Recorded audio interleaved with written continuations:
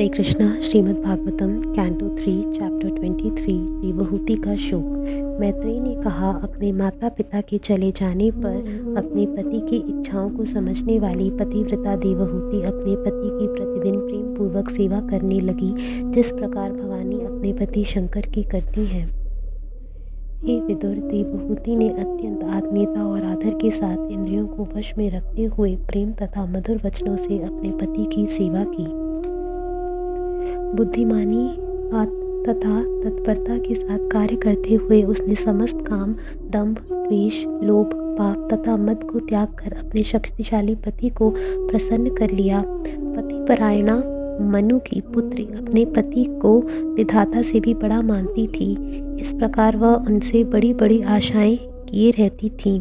दीर्घ काल तक सेवा करते रहने से धार्मिक व्रतों को रखने के कारण वह अत्यंत क्षीण हो गई। उसकी दशा देखकर देवर्षि श्रेष्ठ कर्दम को उस पर दया आ गई और वे अत्यंत प्रेम से गदगद वाणी में बोले। कर्दम मुनि ने कहा, हे स्वयंभुव मनु की माननीय पुत्री, आज मैं तुम्हारी आध्यात्मिक अनुरक्ति तथा प्रेमपूर्ण सेवा से बहुत प्रसन्न हूँ।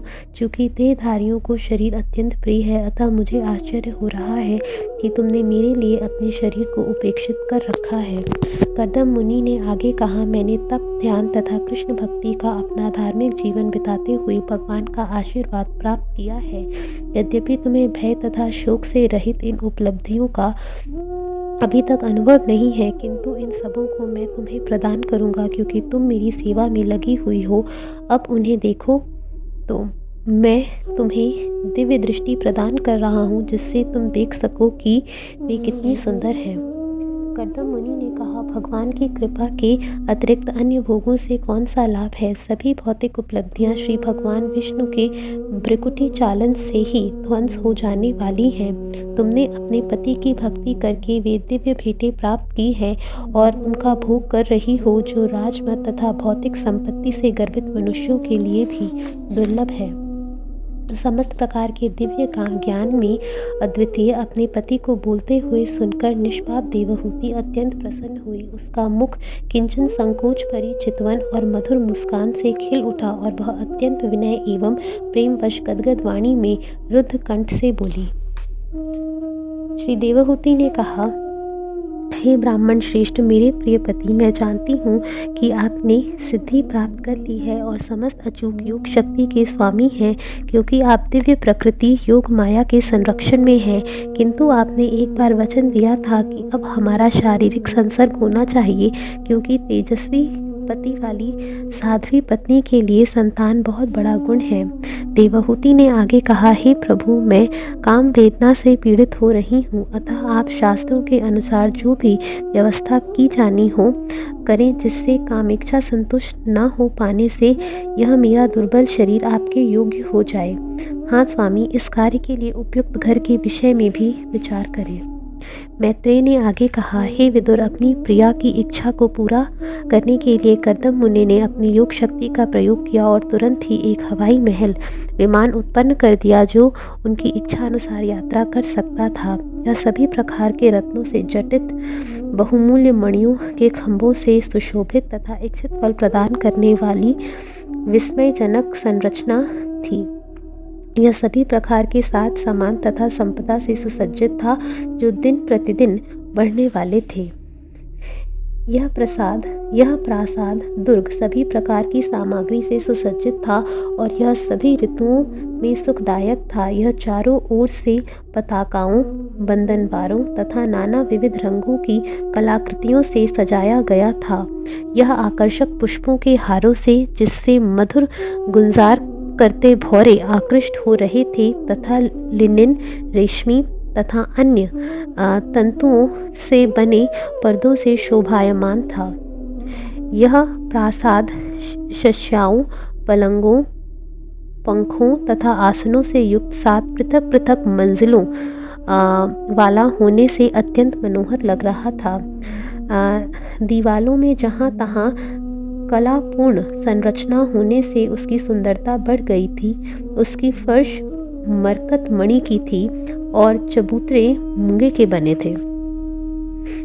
वह महल अति सुंदर था। उसके द्वारों की दहलियाँ मूंगे की थी और दरवाजे हीरों से जटित थे। इंद्र नीलमणि के बने गुंबदों पर सोने के कलश रखे हुए थे। वह हीरों की दीवालों से जड़े हुए मन भावने माणिक से ऐसा प्रतीत होता था मानो नेत्रों से युक्त हो। वह विचित्र चादरों और अत्यधिक मूल्यवान सोने के तोरणों से सुसज्जित था। उस प्रासाद में जहाँ तहाँ जीवित हंसों तथा कबूतरों के साथ ही कृत्रिम हंस तथा कबूतर इतने सजीव थे कि असली हंस उन्हें अपने ही तुल्य सजीव पक्षी समझकर अपनी गर्दनें ऊपर उठा रहे थे। इस प्रकार वह प्रासाद इन पक्षियों के ध्वनियों से गूंज रहा था। उस प्रासाद में क्रीड़ा स्थल, विश्राम घर, शयन गृह, आंगन तथा चौकी थी जो नेत्रों को सुख देने वाली थी। इन सबसे स्वयं मुनि को विस्मय हो रहा था। जब उन्होंने देखा कि देवहूति इतने विशाल ऐश्वर्य युक्त प्रासाद को अप्रसन्न हृदय से देख रही है तो कर्दम मुनि को उसकी भावनाओं का पता चला, क्योंकि वे किसी के हृदय की बात जान सकते थे। अतः उन्होंने अपनी पत्नी को स्वयं ही इस प्रकार संबोधित किया। प्रिय देवहूति, तुम इतनी भयभीत क्यों हो? पहले स्वयं भगवान विष्णु द्वारा निर्मित बिंदु सरोवर में स्नान करो जो मनुष्य की समस्त इच्छाओं को पूरा करने वाला है, और तब इस विमान पर चढ़ो। कमल लोचना देवहूति ने अपने पति की आज्ञा मान ली। मैले कुचैले वस्त्रों तथा सिर पर बालों की जटों के कारण वह आकर्षक नहीं दिख रही थी। उसके शरीर पर धूल की मोटी परत चढ़ी थी और उसके स्तन कांतिहीन हो गए थे, किंतु उसने सरस्वती नदी के पवित्र जल से भरे सरोवर में डुबकी लगाई। उसने सरोवर के भीतर एक घर में 1000 कन्याएं देखी जो सब की सब अपनी किशोरावस्था में थी और कमलों के समान सुगंधित थी। उसे देखकर वे तरुणियां सहसा खड़ी हुईं और हाथ जोड़कर कहा, हम आपकी दासी हैं, कृपा करके बताएं कि हम आपके लिए क्या करें। देवहूति ने के प्रति अत्यंत सम्मान प्रदर्शित करने वाली कन्याएं उसे बाहर लाईं और बहुमूल्य तलों तथा उपटनों को लगाकर नहलाया और उसे महीन निर्मल नए वस्त्र पहनने को दिए। तब उन्होंने उसे उत्तम तथा बहुमूल्य आभूषणों से सजाया जो चमचमा रहे थे। फिर उन्होंने सर्वगुण संपन्न भोजन तथा मधुर मादक पेय पदार्थ आसवम प्रदान किया। तब उसने दर्पण में अपना प्रतिबिंब देखा। उसका शरीर समस्त प्रकार के मल से रहित हो गया था और वह माला से सज्जित की गई थी। वह निर्मल वस्त्र पहने थी और शुभ तिलक से विभूषित थी। दासियां उसकी अत्यंत आदरपूर्वक सेवा कर रही थी। सिर सहित उसका सारा शरीर नहलाया गया और उसके अंग प्रत्यंग को आभूषणों से सजाया गया। उसने लटकन से युक्त हार पहना था, उसकी कलाइयों में चूड़ियाँ थी और उसकी एड़ियाँ भी सोने से खनकते पायल थे। उसने कमर में अनेक रत्नों से जटित सोने की करधनी पहन रखी थी। वह बहुमूल्य मोतियों के हार तथा मंगल द्रव्यों से सुसज्जित थी। उसका मुखमंडल सुंदर दांतों तथा मनोहर भौं से चमक रहा था। उसके नेत्र सुंदर स्निग्ध कोरों से स्पष्ट दिखाई पड़ने के कारण कमल कली की शोभा को मात कर रहे थे। उसका मुख काले घुंघराले बालों से घिरा हुआ था।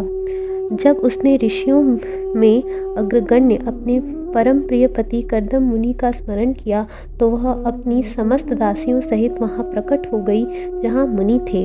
अपने पति की उपस्थिति में अपने चारों ओर 1000 दासियां और पति की योग शक्ति देखकर वह अत्यंत चकित थी। मुनि ने देखा कि देवहूति ने स्नान कर लिया है और चमक रही है, मानो वह उनकी पहली वाली पत्नी नहीं है।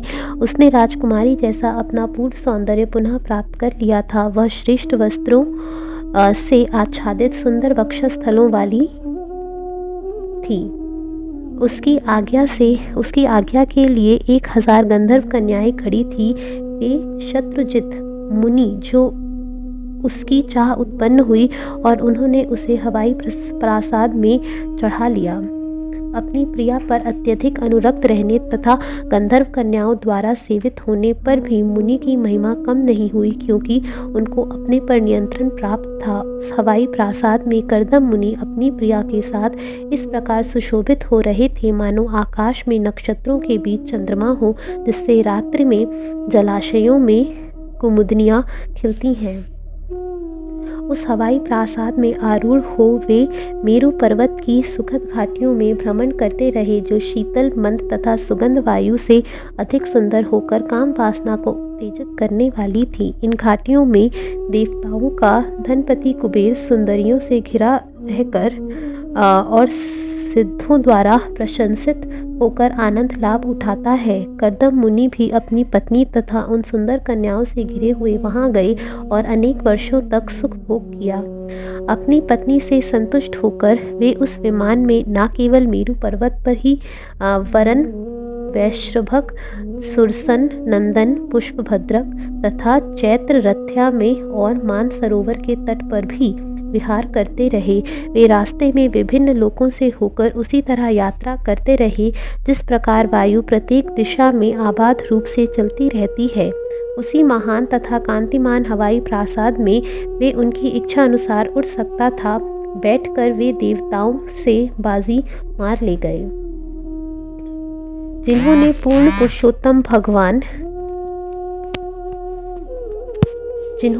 पुरुषोत्तम भगवान के चरण कमलों की शरण प्राप्त कर ली है, उन दृढ़ प्रतिज्ञ मनुष्यों के लिए कौन सी वस्तु दुर्लभ है। उनके चरण तो गंगा जैसे पवित्र नदी के उद्गम हैं, जिनसे सांसारिक जीवन के समस्त अनिष्ट दूर हो जाते हैं। अपनी पत्नी को अनेक आश्चर्यों से पूर्ण ब्रह्मांड गोलक तथा इसकी रचना दिखलाकर परम योगी कर्दम मुनि अपने आश्रम को लौट आए। अपने आश्रम लौटने पर उन्होंने मनु की पितृ देवहूति के सुख लिए, जो रति सुख के लिए अत्यधिक उत्सुक थी, अपने आप को 9 रूपों में विभक्त कर लिया। इस प्रकार उन्होंने उसके साथ अनेक वर्षों तक विहार किया, जो एक क्षण के समान व्यतीत हो गए। उस विमान में देवहूति अपने पति के साथ उत्कृष्ट एवं कामेच्छा बढ़ाने वाली सेज में स्थित रहकर जान भी ना पाई कि कितना समय कैसे बीत गया। रति सुख के उत्कृष्ट इच्छुक पति पत्नी योग शक्तियों के बल पर विहार करते रहे और 100 वर्ष अल्प काल के समान व्यतीत हो गए। शक्तिमान कर्दम मुनि सबों के मन की बात जानने वाले थे और जो कुछ मांगे उसे वही प्रदान कर सकते थे। आत्मा के ज्ञाता होने के कारण वे देवहूति को अपनी अर्धांगिनी मानते थे। अपने आप को 9 रूपों में विभक्त करके उन्होंने देवहूति के गर्भ में 9 बार वीर्यपात किया। उसके तुरंत बाद उसी दिन देवहूति ने 9 कन्याओं को जन्म दिया, जिनके अंग अंग सुंदर थे और उनके लाल कमल किसी सुगंधी निकल रही थी। जब उसने देखा कि उसके पति गृह त्याग करने ही वाले हैं, तो वह बाहर से हंसी किंतु हृदय से अत्यंत विकल तथा संतप्त थी। वह खड़ी थी और मणि तुल्य नाखूनों से मणित अपने पैर से पृथ्वी को कुरेद रही थी। उसका सिर झुका था और वह अपने आंसुओं को रोककर धीरे धीरे मोहक वाणी से बोली। देवहूति ने कहा, हे स्वामी, आपने जितने वचन दिए थे वे सब पूर्ण किए, किंतु मैं आपकी शरणागत हूँ, इसलिए मुझे अभयदान भी दें। हे ब्राह्मण, जहाँ तक आपकी पुत्रियों का प्रश्न है, वे स्वयं ही अपने योग्य वर ढूंढ लेंगी और अपने अपने घर चली जाएंगी, किंतु आपके सन्यासी होकर चले जाने पर मुझे कौन सांत्वना देगा। अभी तक हमने अपना सारा समय परमेश्वर के ज्ञान के अनुशीलन की उपेक्षा करके इंद्रिय तृप्ति में ही व्यर्थ गंवाया है। आपकी दिव्य स्थिति से परिचित न होने के कारण ही मैं इंद्रियों के विषयों में लिप्त रहकर आपको प्यार करती रही, तो भी मैंने आपके लिए जो आकर्षण उत्पन्न कर लिया वह मेरे समस्त भय को दूर करे। इंद्रिय तृप्ति हेतु संगति निश्चय ही बंधन का मार्ग है, किंतु जब वही संगति किसी साधु पुरुष से की जाती है तो भले ही वह अनजाने में की जाए मुक्ति के मार्ग पर ले जाने वाली है। जिस पुरुष के कर्म से ना तो धार्मिक जीवन का उत्कर्ष होता है, ना जिसके धार्मिक विधि विधानों से उसे वैराग्य प्राप्त हो पाता है। और वैराग्य प्राप्त पुरुष यदि श्री भगवान की भक्ति को प्राप्त नहीं होता तो उसे जीवित होते हुए भी मृत मानना चाहिए। हे स्वामी, मैं निश्चित रूप से श्री भगवान की अलघ्य माया द्वारा बुरी तरह से ठगी हुई हूँ, क्योंकि भव बंधन से मुक्ति दिलाने वाली आपकी संगति में रहकर भी मैंने मुक्ति की चाहत नहीं की। हरे कृष्णा।